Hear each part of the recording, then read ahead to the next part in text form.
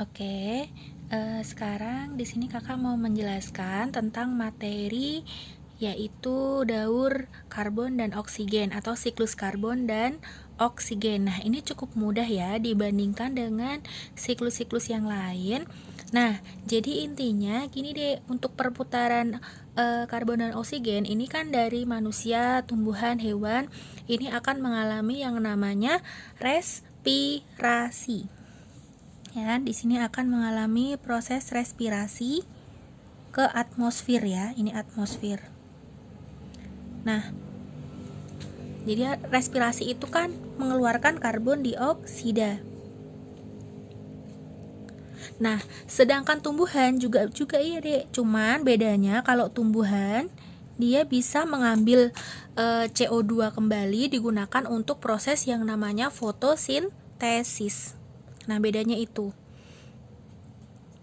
Kalau manusia dan hewan itu hanya mengeluarkan saja, tapi kalau tumbuhan dapat diambil kembali digunakan untuk bahan fotosintesis yang akan menghasilkan yang namanya oksigen. Nanti oksigen akan dipakai untuk tumbuhan dan manusia lagi gitu, untuk bernafas ya kan. Nah, kemudian jika manusia, tumbuhan, hewan itu nanti mati akan diuraikan ya. Nah, diuraikan oleh bakteri di dalam tanah. Nah, nanti akan terbentuk yang namanya karbon. Nah, nanti kalau sudah lama sampai berjuta-juta tahun nanti bisa dimanfaatkan untuk bahan bakar fosil. Nah, bahan bakar fosil ini nanti yang akan diubah menjadi kayak BBM gitu deh. Nah, nanti biasanya di sini akan terjadi pembakaran ya, namanya peristiwa pembakaran. Kemudian peristiwa pembakarannya juga akan menghasilkan CO2 kembali ke atmosfer, gitu ya.